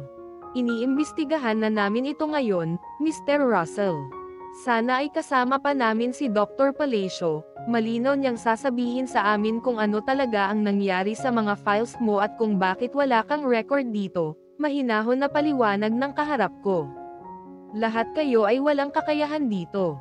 Mainit ang ulo na bulyo ko. Ayaw ko sa ganitong klaseng gulo. Gusto ko lang kunin ang resulta ng test ko. Pero naiintindihan ko na ngayon na may tao talaga sa likod nito, at kailangan kong malaman agad kung sino ang bitaong iyon. Umalis ako sa klinik nang hindi nakukuha ang mga resulta na kailangan ko. Diretso kong pinaandar ang kotse ko dito sa hospital para kausapin ang dalawang doktor na nagsagawa ng fertility test ko ilang buwan na ang nakakaraan. Nawawalan na ako ng pasensya, pero nagpipigil ako. Muntik ko nang pasabugan ang klinik na pinuntahan ko kanina, pero hindi ko ginawa, dahil maraming inosenteng tao ang naroon. I was disappointed nang nalaman kong umalis na daw ang dalawang doktor na hinahanap ko dito sa hospital. Ang sabi sa akin ng nakausap ko, pareho umanong nag-resign at pumunta na sa abroad. Nakuha ko ang medical records ko, pati na rin ang parehong test results na natanggap ko sa email ko. Both results indicated na hindi nga ako pwedeng magkaanak. Parang may gustong manipulahin ako. Kung sino man ang taong iyon, alam nila kung gaano ako kasabik na magkaroon ako ng anak, at alam nilang hindi ko ito makukuha. At sa oras na mabuntis ang asawa ko, siguradong magdududa ako, at hihintayin nila ang araw na iyon, na ako ang magtapon kay Bea sa kalye dahil sa paniniwalang niloko niya ako. Dala ang test results na hawak ko. Pumunta ako sa opisina ni Dexter. Gusto ko siyang kausapin dahil naniniwala akong kung ano man ang nangyayari ngayon ay seryosong bagay na kailangan kong asikasuhin. Tahimik na pumasok ako sa opisina ng kaibigan ko. As usual, he's busy habang kaharap ang laptop sa office table niya. Namiss mo ba agad ako, Russell, kaya pumunta ka agad dito sa office ko, para dalawin ako, tanong ni Vigor nang makita ako. Umupo ako sa sofa at inilapag sa center table ang folder na dala ko. May taong pinaglalaroan ako at sinusubukan akong manipulahin, Vigor, formal na sabi ko, nang hindi sinasagot ang tanong niya. Bakit mo pinuproblema ang bagay na iyan? Hindi na bago sa atin ang ganyan, kibat balikat na tanong ng kaibigan ko. Kilalang kilala niya ako, at alam niya kung kailan ako serious sa isang bagay. Sa aking mga kaibigan, si Vigor ang maaasahan ko pagdating sa ganitong sitwasyon. Sa tingin mo, sino ang makikinabang kapag nalaman mong hindi ka pwedeng magkaanak? Seryoso ang ekspresyon ng mukha na tanong ng kaharap na kaibigan ko sa akin. Tama siya, sino nga ba? Baka ang daddy ko. Isa siya sa mga sospek ko. Maaari siyang pumunta sa anumang antas upang maglari ng marumi. Hindi malayong totoo ang iniisip ko. Ang akala niya, hihiwalayan ko si Bea kapag nalaman kong buntis siya. Kaya nanahimik siya at naghihintay ng tamang pagkakataon na mabuntis ko ang asawa ko at paghinalaan kong niloko ko. Sa palagay ko hindi ang daddy mo, sabi ni Vigor. Napatingin ako sa kaharap na kaibigan ko at inabot ang whiskey na nasa harap namin at nagsalin, pero hindi ko nagawang inumin, dahil naalala ko ang asawa ko. Hindi ako pwedeng uminom at baka sa ibang silid na naman ako matulog dahil mabaho ako. Paano mo nasabi iyan? Napailing ang ulo na tanong ko kay Vigor. Kung si Tito Clavia ang may pagkanan niyan, hindi niya papupuntahin si Diana sa bahay mo, para ipaako sa iyo ang batang dinadala niya, paliwanag ni Vigor. Sa palagay ko tama ka. Hindi ko nga naman tatanggapan ang batang pinagbubuntis ni Diana. Kung alam kong simula pa lang ay hindi ako pwedeng magkaanak. Malas lang ni Clavia. Hindi nagtagumpay ang kanyang plano. Dahil alam kong walang nangyari sa amin ng babaeng iyon. How about Diana? Tanong ni Vigor. Sa tingin ko ay hindi. Hindi niya ipipilit na ako ang nakabuntis sa kanya, kung may alam siya sa mga peking test results na natanggap ko. Tumanggaw-tango si Vigor at gaya ko ay nauwi rin sa malalim na pag-iisip. How about the lineage clan? Tanong ng kaibigan ko. Isa na sila sa mga pangunahing sospek ko, Vigor, na pabuntong hininga na sagot ko. Ayaw talaga akong tigilan ng mga kalaban ko. Napakababa ng mga hakbang nila, para sirain lang ang buhay ko. At siguradong hindi sila titigil, hanggang hindi nangyayari ang gusto nila. Kaya tama lang talaga na walang ibang makaalam tungkol sa pregnancy ngayon ng asawa ko, dahil siguradong malalagay sa panganib ang buhay niya. Kapag may makaalam sa tunay na kalagayan niya ngayon, iniimbestigahan ko ang lahat ng mga doktor na nagsagawa ng aking test sa pagkabaog. Sisimulan ko sa kanila, at pag-aaralan ang lahat ng tungkol sa kanila. Seryoso at mapanganib na sabi ko. Well, that's great. Ipaalam mo sa akin kung kailangan mo ng tulong, Alex, sabi ng kaibigan ko. Ngumiti lang ako. Confident ako na kakayanin ko, kaya ako muna ang bahala. Besides, nagsimula na akong magsagawa ng investigasyon. Sooner or later, malalaman ko rin kung sino ang nasa likod ng mga pekeng test results na natanggap ko. Ninisihan ko si Vigor. Alam kong sincere siya sa offer niya, pero hindi ko tinanggap. No need, Vigor. Who knows, maybe one of these days, kailanganin ko yan. So, save for now. Alright, sabi mo, kibat balikat na sagot ni Vigor. Hindi kaya may kinalaman si Lord Sebastian sa nangyaring yan, seryoso ang tinig na tanong pa ni Vigor. Kilalang kilala mo ang matandang iyon, siya ay pareho ng iyong ama na gusto kang kontrolin. Natawa ako. Pwede rin na siya nga ang salarin na hinahanap ko. Pero this time, wala akong nakikitang dahilan para gawin ito ni Lord Sebastian. Siya ay may paninindigan sa kanyang mga salita. Hindi gagawin na manipulahin ang resulta, kung alam niyang makakaapekto iyon sa relasyon namin ng asawa ko. Sa tagal na naging pinuno namin ang matandang iyon, this is not one of his foolish games, at sigurado ako. Huwag mo siyang sisihin, Vigor. Namumuro na sa atin si Lord Sebastian, nakangising sagot ko. Hindi ko pa nakakalimutan kung paano ako binaril ng tauhan niya at muntik pang mapuruhan, napailing ang ulo na sagot ni Vigor. Kilalang kilala mo siya, dapat sanay na tayo, natawang sagot ko, pero hindi si Vigor, hindi pa rin siya makamove on sa nangyari. You're right, pero hindi ko nagustuhan ang ideya na nag-alala ng husto si Lig nang dahil sa nangyari. Well, ito ay isang malaking aral para sa amin. Alam mo ang mga patakaran, at wala kaming karapatan na magreklamo, Vigor. Inabot ni Vigor ang baso sa harap niya at mabilis na nagsalin ng alak at agad na lumagok. Pinanood ko lang siya at hindi man lang nag-abalang kunin ang alak na inabot niya sa akin. Ayaw mo. Kunot ang noon na tanong ng kaibigan ko. Not this time. Ayaw ni Bea ng amoy ng alak. Baka palayasin na naman ako ng asawa ko sa silid namin, natawang sagot ko. Natawa rin si Vigor at itinaas ang hawak na. Well, at least now, sa wakas na intindihan mo ang aking karanasan kung paano ako nagdusa ng mga buwan na iyon na buntis ang asawa ko. But honestly, Russell, kapag nakita mo na ang baby ninyo ni Bea, makakalimutan mo na ang lahat ng yan. Baka nga ilang linggo pa lang na nanganak ang asawa mo, gusto mo na namang gumawa ng susunod na baby ninyo. Well, tama nga si Vigor. Kahit nga ngayong buntis ang asawa ko ay mas lalo pa siyang naging attractive sa paningin ko. How much more, kapag nanganak na siya at nakita ko na ang batang bunga ng aming pagmamahalan. Baka taon-taon, mabuntis ko talaga ang asawa ko, dahil hindi ko kayang magpigil. Basta nakikita ng mga mata ko si Bea, at naamoy ko ang natural scent ng malambot na katawan niya sa paligid ko ay nag-iinit talaga ako. Beatrix POV. Maaga pa lang ay nag-impake na ako ng mga dadalhin namin ni Russell papuntang Russia.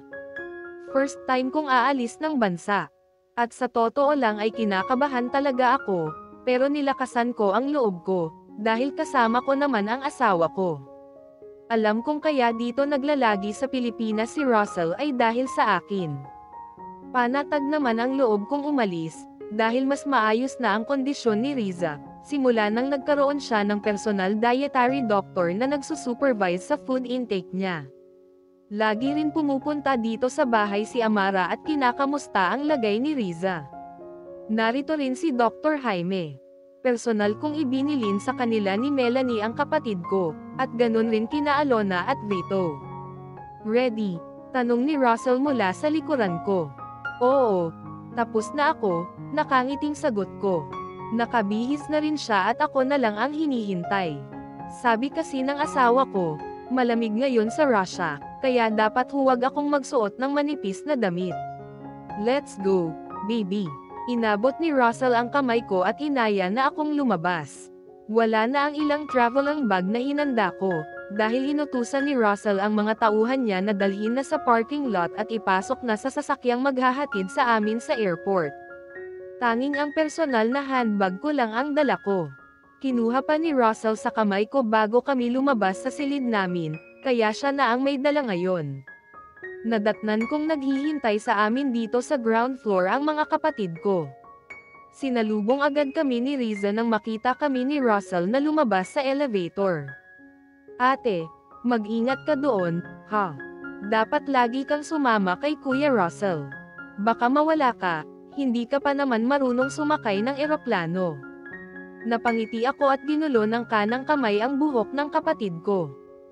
Alam niyang first time kong sumakay sa eroplano at sa totoo lang, kinakabahan at natatakot talaga ako, lalo na at laging laman ng balita ang iba't ibang aksidente ng mga airlines ngayon.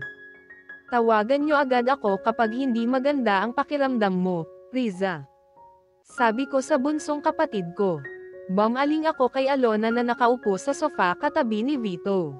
Kayong dalawa, kayo ang in charge kay Riza habang wala kami ni Russell. Bantayan ninyong mabuti si Bunso.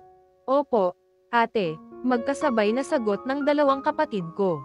Nagpaalam na ako sa kanila at isa-isang niyakap ang mga kapatid ko.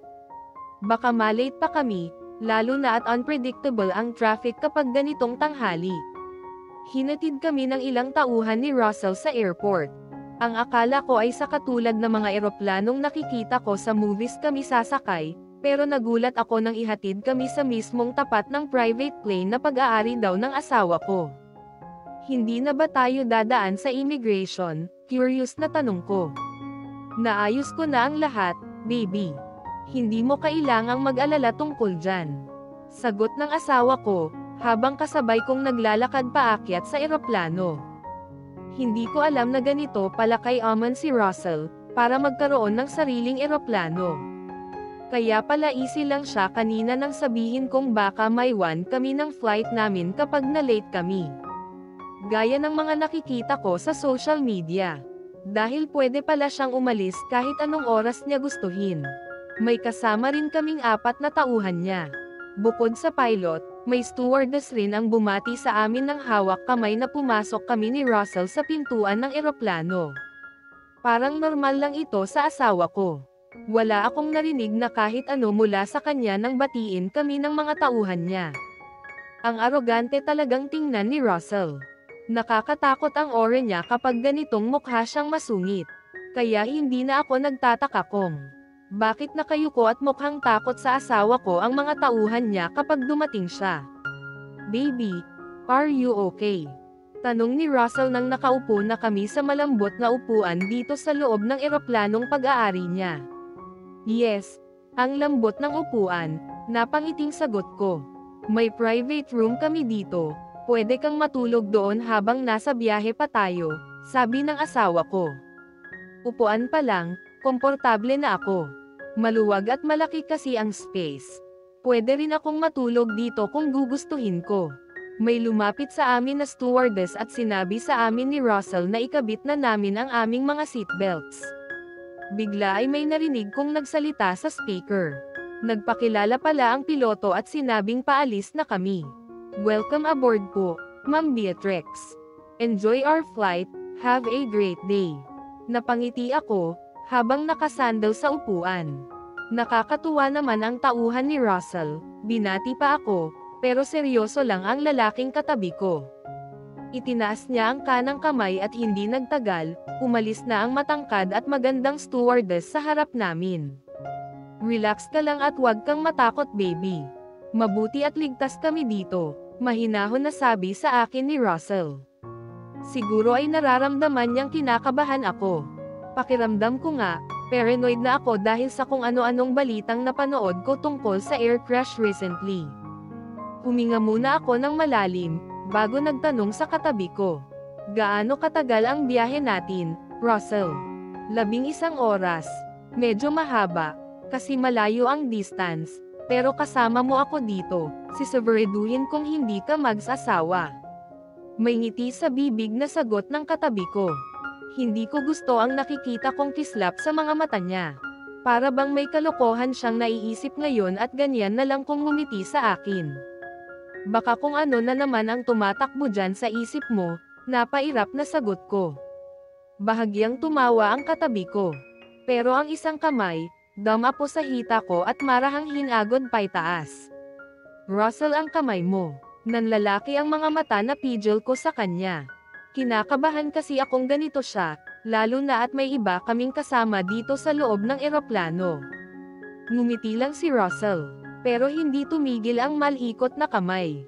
Napaupo tuloy ako ng tuwid, habang nakatingin ang mga mata sa pintuan dahil kinakabahan ako na baka biglang pumasok ang kasama naming mga tauhan niya. Isang malakas ng singhap ang kumawala sa bibig ko nang naramdaman kong gumalaw na ang eroplanong sinasakyan namin. Hindi nagtagal, narinig ko ang announcement ng pilot na paalis na daw ang eroplano. Marami siyang sinabi, pero wala doon ang atensyon ko dahil sa totoo lang, kanina ko papidgel ang hininga ko, habang nakahawak ng mahigpit ang dalawang mga kamay ko sa gilid ng upuan ko. Relax, baby, mahinahon na sabi ni Russell sa akin. Huwag kang matakot, baby. Ginagarantiya ko sa'yo. Makararating tayo ng ligtas. Napalunok ako bago tumango. Hindi ko maipaliwanag ang nararamdaman ko. Pero kahit paano, unti-unti nang bumagal ang kanina lang ay mabilis na tibok ng puso ko. Stable na kasi ang lipad ng eroplano, hindi gaya kanina naramdam ko kung paano ito tumaas, tapos kinakabahan pa ako. Nakita kong inalis na Russell ang seatbelt sa katawan niya at in-unlock rin maging ang nasa bewang ko. Gusto mo bang matulog muna? Tanong ng asawa ko sa akin. Alam niyang kapag ganitong oras, inaantok talaga ako, lalo na kapag bagong kain. Bumaling ako sa asawa ko at nagtanong sa kanya. Pwede ba? Siyempre, halika. Sasamahan kita dito sa kwarto natin. Nakangiting sagot ni Russell. Sandali nga, bakit pakiramdam ko, may iba ka pang binabalak, ha, Russell? Kunot ang noo na tanong ko. Para kasi siyang nagmamadali, tapos pang ilang ulit na niya akong niyaya na pumunta sa room na sinasabi niya. Ngumiti lang sa akin si Russell ay pinagsalikop ang mga kamay naming dalawa. Nothing, baby. Gusto ko lang na makapagpahinga ka. Saglit na pinagmasdan ko si Russell. Kahit may hinala ako kung bakit nagyaya siyang pumasok kami sa loob ng silid dito sa eroplano niya ay pinagkibit balikat ko na lang. Tumayo ako at marahang humakbang kasama ng asawa ko. Talagang malayo sa inaasahan ko ang nakita kong loob ng eroplano. Para lang kaming nasa bahay. May komportableng upuan at complete na rin sa gamit. Organize rin ang loob ng silid na napasukan ko. Malinis at may kama dito sa loob, sapat para matulog ng komportable habang nasa biyahe. Bakit may ganito ka dito sa loob ng eroplano mo? Kunot ang noo patanong ko. Kasama na iyan nang bilhin ko ang eroplano, nandyan na iyan, sagot agad ni Russell. Tumaas ang kilay ko at sinuyod ng mga mata ko ang buong silid. Kahit nasa loob kami ng eroplano ay cozy ang style ng silid. Nilapitan ko ang isang pintuan at binuksan. May sarili rin palang CR, shower at may bathtub pa. Just wow, kakaiba talaga kapag mayaman. Never in my wildest dreams na darating ang araw ay mararanasan ko ito. Kontento na ako sa simpleng buhay. Pero higit pa dito ang naranasan ko, kasama si Russell simula nang makilala ko siya at magpakasal kaming dalawa. Ayaw mo bang magpahinga muna? Tanong sa akin ni Russell mula sa likuran ko. Mamaya na, maikling sagot ko. Naglakad ako palapit sa sofa dito sa loob ng silid. Maliit man ito, kumpara sa room namin ni Russell sa bahay, pero hindi hamak na mas maganda at marangya, kumpara sa kung ano ang meron kami sa bahay na iniwan sa amin ng mga magulang ko. Russell, pagbalik natin sa Pilipinas, pwede bang pumunta ako sa bahay namin? Matagal na rin kasi nang huli kaming pumunta at bumisita doon. Gusto kong linisin yun kahit once a year lang, para naman hindi iyon mapabayaang masira lang, mahabang sabi at tanong ko sa asawa ko. Hindi mo kailangan mag-alala tungkol dyan. Maaari akong magpadala ng ilan sa aking mga tauhan upang linisin ang bahay ng iyong mga magulang. Sagot ni Russell na umupo sa gilid ng kama.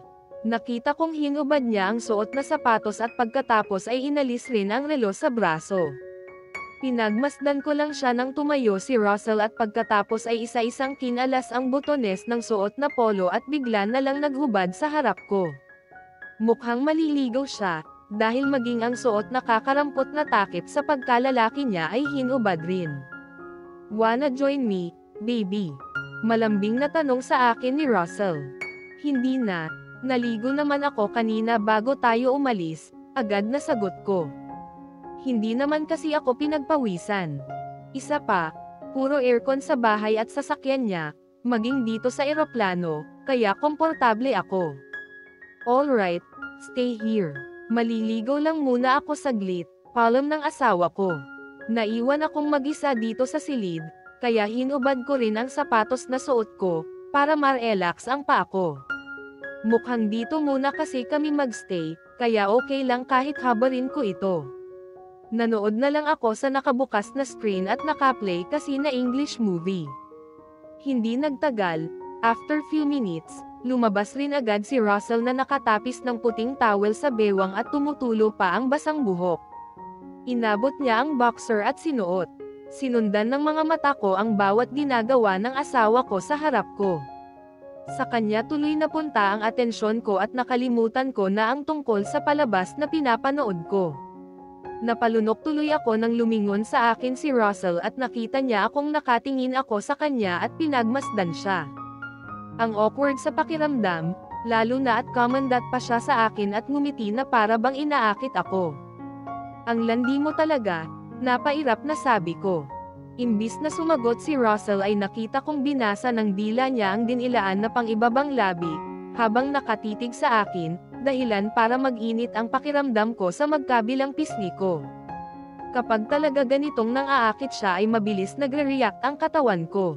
Ramdam ko ang kakaibang init na unti-unting nabubuhay sa bawat kalamnan ko. Lalo na nang dahan-daang humakbang palapit sa akin ang asawa ko at tumigil sa harap ko. Yumuko siya at hinawakan ng mga kamay ang magkabilang pisngi ko at pagkatapos ay mabilis na pinatakan ng halik ang noo ko. "Inaantok na ako. Tara na sa kwarto baby," mahinang bulong ni Russell. Pidgel ang hininga na tumango ako. "Are you sure na matutulog nga tayo?" Pilyang tanong ko. Napangiti rin si Russell at pinisil ang mukha ko. "It depends on you. I am good, kahit anong gusto mo." "Alam mo namang hindi kita kayang tanggihan sa kahit anong gusto mo," may kapilyuhan na sagot ng asawa ko. Napangiti ako at kinurot ko siya sa tagiliran. "Ako talaga ang pagbibigyan mo." "Yes, alam kong kailangan mo ako," mayabang na sagot ni Russell, kaya nanlaki ang mga mata ko. Kamandat pa siya sa akin at tumaas ang gilid ng bibig habang nakatitig sa mga mata ko. Pasaway talaga. Ang lakas ng self-confidence niya. As in, ako daw ang may gusto, as if na hindi siya naglalandi sa harap ko at hinakit ako. "Umayos ka nga, Russell. Ang heret mo," napanguso na sabi ko sa kaharap na asawa ko. Nangungulit kasi si Russell. "Ang sabi mo, inaantok ka, matulog ka na nga." Pakiramdam ko ay pagod na pagod ang katawan ko. Kaya natulog talaga ako para makapagpahinga habang nasa sa biyahe pa kami ni Russell. Parang nasa bahay lang kami at wala sa loob ng eroplano, dahil maayos at komportable akong nakahinga dito sa malambot na kama. Mahimbing rin ang tulog ng asawa ko dahil puyat siya kagabi, lalo na at wala siyang maayos na tulog magdamag, kaya hinayaan ko na lang na matulog muna. Nakarinig ako ng mahinang katatok. Akmang babangon sana ako, pero hinapit ako sa bewang ng asawa ko at sumiksik ang mukha niya sa leeg ko. "Stay here," paus na bulong ni Russell. Mabilis na pinatakan niya ng halik ang sentido ko at pagkatapos ay bumangon at inabot ang puting roba at isinuot. Akala ko ay bubuksan niya ang pintuan, pero nakita kong inabot niya ang intercom at may pinindot. Yes, narinig kong sabi ni Russell. Alright, bumaling sa akin ang asawa ko at tinanong ako kung gusto kong lumabas ng silid para kumain o dito na lang sa loob. Dahil talagang nanghihina pa ang pakiramdam ko ay nakiusap na lang ako na dito na lang kami kumain, para hindi na ako lumabas. Sinabi ni Russell na papasok dito sa loob ng silid ang tauhan niya, kaya mabilis na tumayo ako at pumasok sa CR, para kumuha ng roba. Mabuti na lang talaga at niligpit ko na ang mga damit na hinubad ko kanina. Kaya hindi nakakahiyang pumasok dito sa silid ang tauhan ni Russell. Masarap na amoy ng nakahain na pagkain mula sa maliit na lamesa ang bumungad sa mga mata ko. Bigla ay nakaramdam ako ng gutom nang nakita ko ang kanin at ilang putahe ng ulam sa harap ko. Sabay kaming kumain ni Russell. Nabusog talaga ako. Nagustuhan ko kasi ang pagkaing hinatid dito ng stewardess kanina, kaya bumawi ako ng kain. Naging maselan kasi ako recently sa pagkain. Mabilis akong magsuka, kaya naging maingat ako sa food intake ko at tinandaan ko ang mga pagkaing ayaw ng sikmura ko.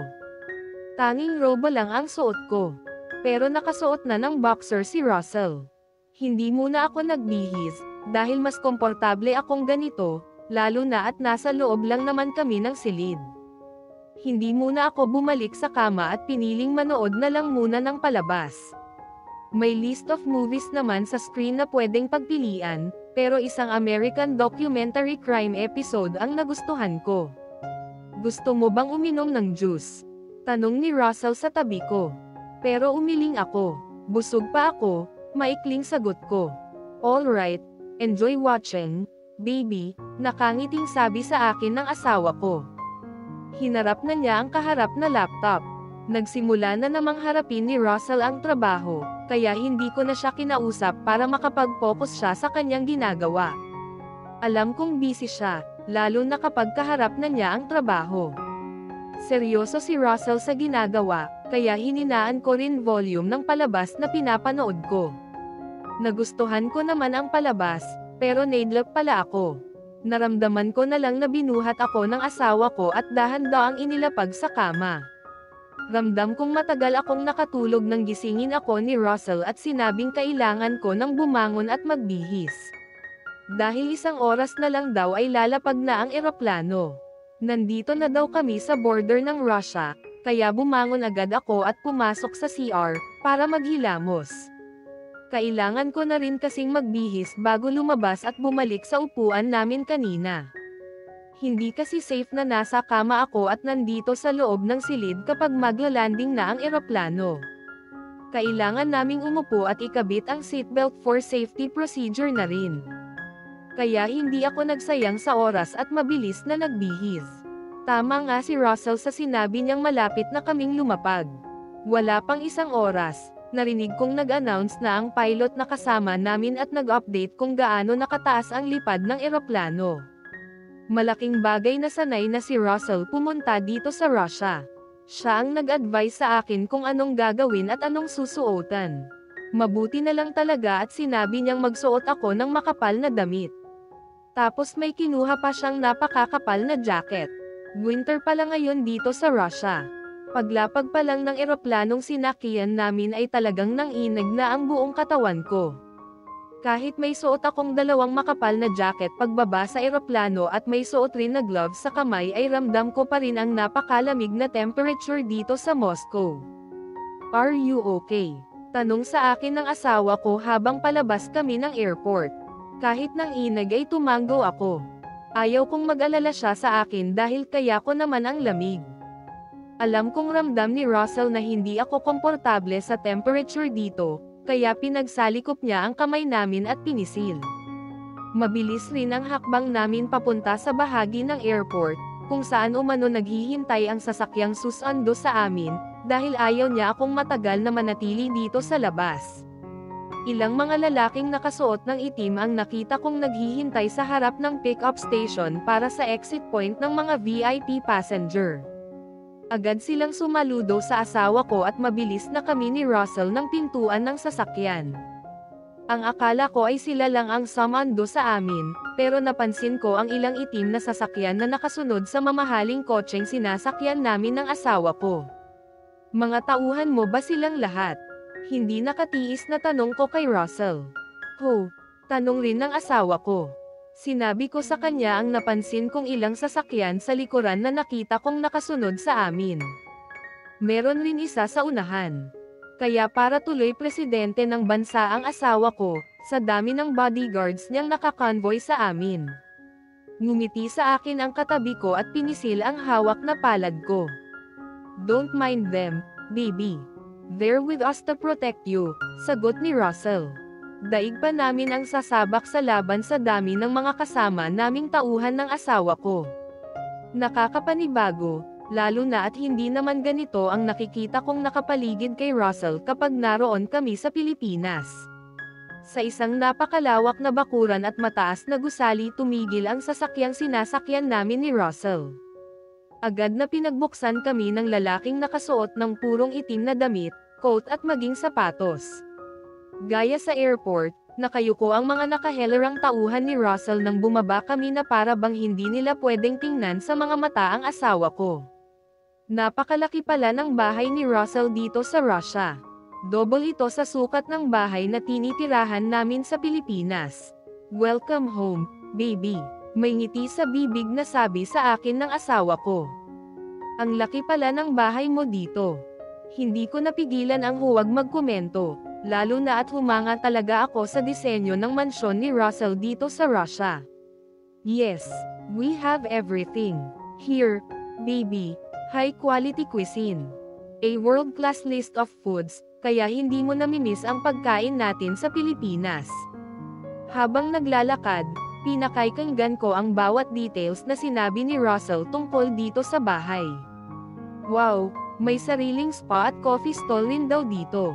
May iba pa siyang sinabing facilities, pero ang tungkol sa personalized na spa at gym ang kumuha sa atensyon ko. Talagang napakayaman pala ni Russell. Malayong-malayo sa uri ng pamumuhay ko. Nakakahanga talaga siya, dahil kahit ganito pala ang estado ng buhay niya ay napaka-down to earth ng asawa ko at never niyang ipinaramdam sa akin. Maging sa mga kapatid ko ang pagkakaiba ng pamumuhay namin. Kaya pala galit na galit sa akin ang ama ni Russell, dahil para lang akong maliit na langgam, kumpara sa estado ng buhay ng anak niya. I've started to feel bothered, kapag tahimik ka na ganyan. Pakiramdam ko, may iniisip ka na kailangan kong malaman, bigla ay sabi ni Russell nang sumakay kami sa escalator paakyat sa second floor. Ngumiti ako sa kanya bago sumagot. Ayos lang ako. Huwag mo na akong pansinin. Grabe, nalulula ako sa mga nakikita ng mga mata ko dito sa bahay ni Russell. Halos natulala pa ako sa lawak at ganda ng bahay ng asawa ko dito sa Russia. Ito talaga ang sinasabing mansyon ng mga billionaire. Halos purong salamin.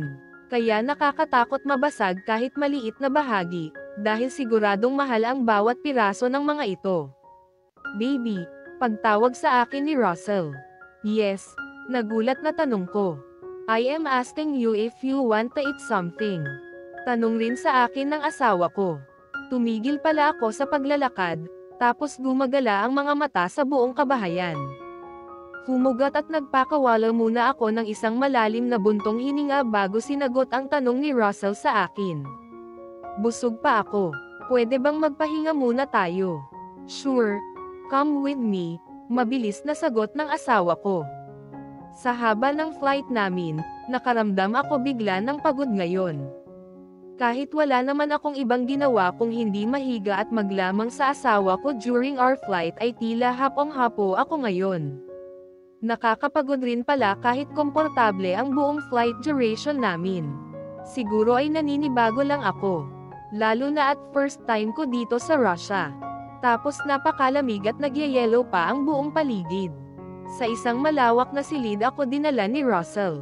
Nagulat pa ako nang makita ko ang ilang picture namin na naka-frame at nakasabit sa wall. Dito tuloy napunta ang paningin ko nang igala ko ang mga mata ko sa buong silid.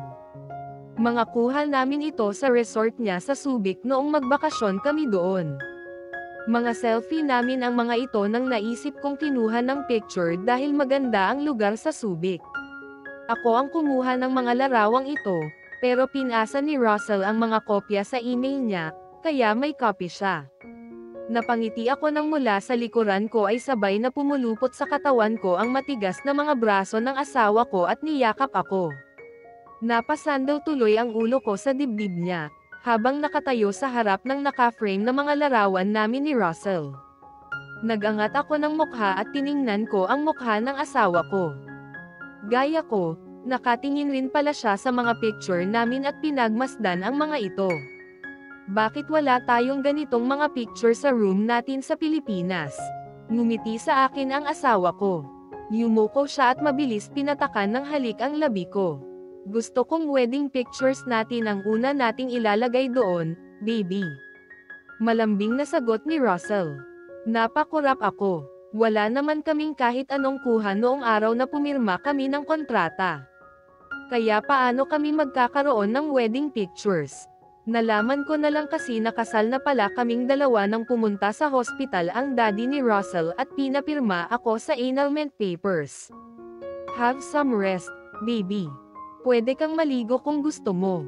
May warm water tayo at hindi ka lalamigan, mahinang bulong ng asawa ko, malapit sa punong tenga ko.